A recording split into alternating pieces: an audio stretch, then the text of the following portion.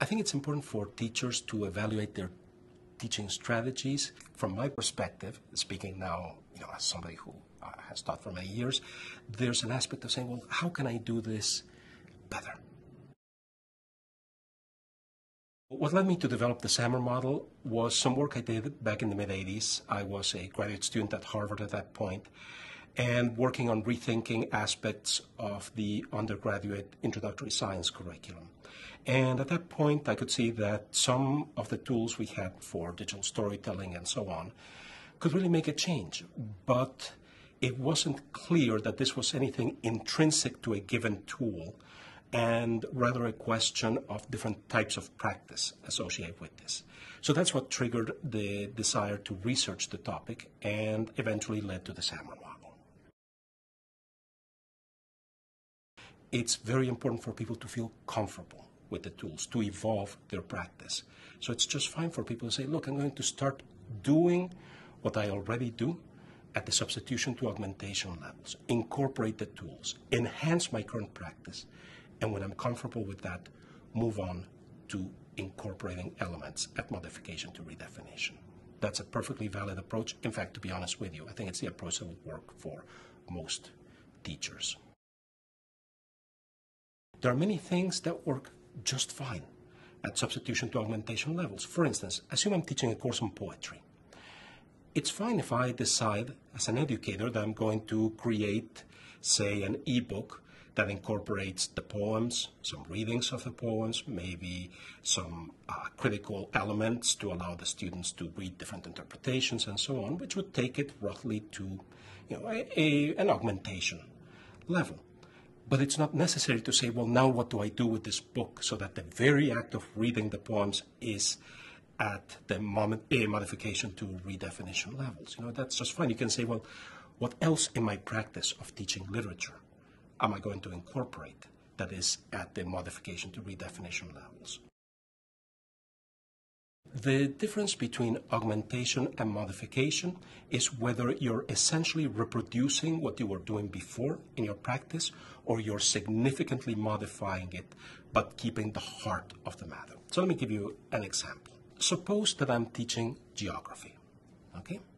If I'm using maps, digital maps, to teach geography, and I say to students, well, I want you to create maps of, let's say they're studying Egypt. I want you to create maps of Egypt that outline archaeological sites that you're interested in, and that also outline areas that were important agriculturally. And you start to see, well, do these in two different layers so you can see correlations between the two of them, etc. Link the archaeological sites to resources on the sites.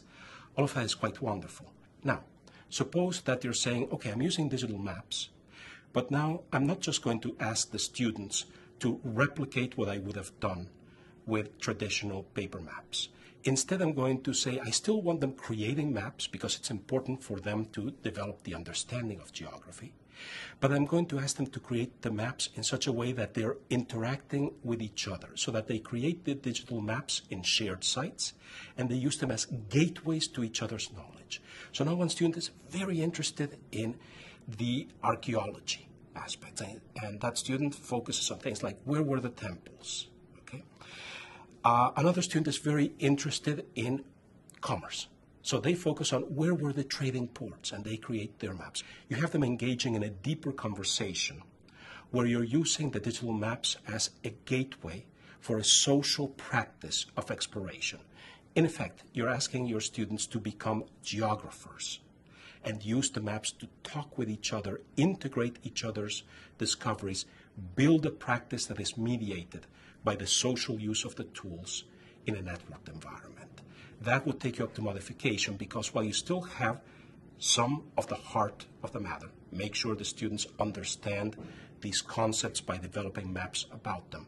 You've significantly modified it by changing it from something they would do individually to something they would do socially, where in effect they're acting as peer mentors to each other. Really good use of the technology at the modification to redefinition levels allows students to engage in exploration of areas that they might not have otherwise. Let me give you an example from some of my own practice. I have a background as a chemist, and in particular, one of the fascinating things that we can do with the technology is we can bring students into how chemists think at a much deeper level, even at the beginning of their studies than we otherwise could, because we have tools for visualizing molecules. We have tools for simulating and visualizing interactions, reactions between molecules. And we have the tools for students to say, well, can I take some experimental data and not just play with a couple of toy experiments, but actually do some real analysis based upon what I've understood. One of the things I see happening in classrooms that are very successful at incorporating tools at the modification and redefinition level is I see students taking charge of their own education. Those are classrooms where the students aren't just waiting for something to happen. They're the classrooms where students say, oh wait, we've been doing this, but I also want to do this other thing, and I can see a better way of doing that.